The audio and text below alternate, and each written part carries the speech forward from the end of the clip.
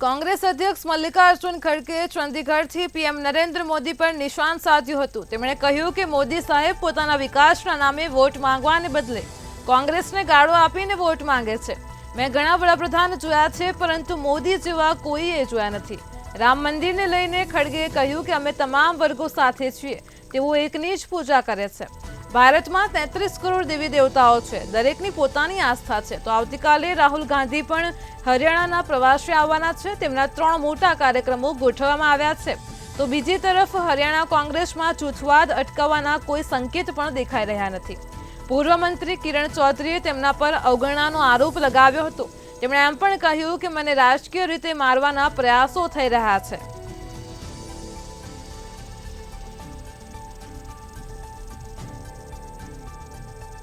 तो आज मुद्दे हमारी साथ संवाददाता मेहुल दुधरेजिया लाइव जोड़ाई गया है।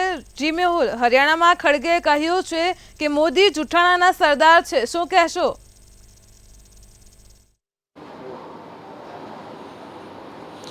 જે પ્રમાણે લોકસભાનું જ્યારે ઇલેક્શન ચાલી રહ્યું છે આ દરમિયાન જે કોંગ્રેસના મોટા નેતાઓ છે તે પ્રચારમાં જઈ રહ્યા છે। મલ્લિકાર્જુન ખડગે આજે હરિયાણા પ્રવાસી હતા અને હરિયાણા પ્રવાસ દરમિયાન તેમણે એક સભા સંબોધન કરી હતી અને સભાની અંદર તેમણે ભાજપ ઉપર પ્રહારો કર્યા છે। જે પ્રમાણે કોંગ્રેસ જે છે તે વધારે મજબૂત થઈ રહી છે તેવી પણ તેમણે વાત કરી। કોંગ્રેસના મેનિફેસ્ટોની અંદર 48 પેજની અંદર જે યુવાઓ માટે, મહિલાઓ માટે ખાસ કરીને જે યોજનાઓ છે તેની વાત કરી છે, રોજગારીની જે વાત કરી છે, આ તમામ જે મુદ્દાઓને લોકો સમક્ષ મૂક્યા હતા। તો સાથે સાથે વડાપ્રધાન નરેન્દ્ર મોદીને પણ આડે હાથ લેવાનું તેઓ ભૂલ્યા ન હતા। જે પ્રમાણે તેમણે કહ્યું છે કે વડાપ્રધાન જૂઠા નથી પરંતુ જૂઠાઓના સરદાર છે તેવું હું કહીશ અને આ રીતના જે જૂઠાઓના સરદાર છે તેના લીધે ભાજપ જે અત્યારે ચાલી રહ્યું છે, પરંતુ આગામી દિવસોમાં કોંગ્રેસને પણ એક મોકો આપવો જોઈએ જેનાથી જે દૂધનું દૂધ અને પાણીનું પાણી થઈ જાય કે વિકાસ આખરે છે ક્યાં અને વિકાસ કેવી રીતે થઈ શકે। આ વાત છે તે મલ્લિકાર્જુન ખડગે દ્વારા પણ કરવામાં આવી છે। મલ્લિકાર્જુન ખડગેએ કહ્યું છે કે કોઈ ભગવાનનો વિરોધ ના હોઈ શકે। 33 કરોડ દેવતાઓ છે, તમામ જે લોકોને જે ભગવાનમાં આસ્થા ધરાવતા હોય તે આસ્થા પ્રમાણે તેઓ પોતાના ભગવાનને રાખી શકે છે અથવા તેને પૂજા અર્ચન કરી શકે છે, પરંતુ કોઈને ફોર્સ કરવો તે યોગ્ય નથી।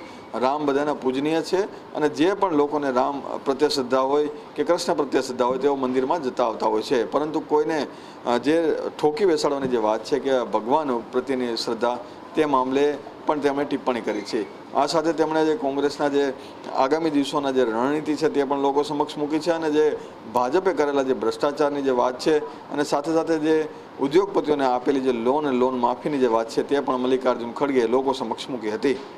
આ સભાની દરમિયાન બીજી પણ એક મહત્વની વાત એ છે કે કોંગ્રેસની અંદર જે જૂથબંધી તમામ જે રાજ્યોની અંદર તમામ નાના મોટા શહેરોની અંદર જોવા મળે છે, આવી જે જૂથબંધી છે તે હરિયાણાની અંદર પણ જોવા મળે છે। હરિયાણાની અંદર જે પ્રમાણે જે જૂથબંધી જે સામે આવી છે, જૂથબંધીને લઈને કોંગ્રેસ ચિંતામાં મુકાઈ ગયું છે। રણદીપ સુરજેવાલા તેમજ જે ચૌધરી અને સાથે સાથે જ એક 3 વ્યક્તિ જે છે તેની જૂથબંધીને સાથે પૂર્વ મુખ્યમંત્રી ભૂપેન્દ્રસિંહ હુડ્ડાની જે જૂથ છે તે બંને સામે આવી ચૂક્યા છે અને આ બંને જે પક્ષો છે તેના લીધે કોંગ્રેસને ઘણું બધું નુકસાન અત્યારે હાલ જઈ રહ્યું છે। ત્યારે આ બંને વચ્ચે સમાધાન થાય તે માટેનો પ્રયાસ છે તે કરવામાં આવે છે।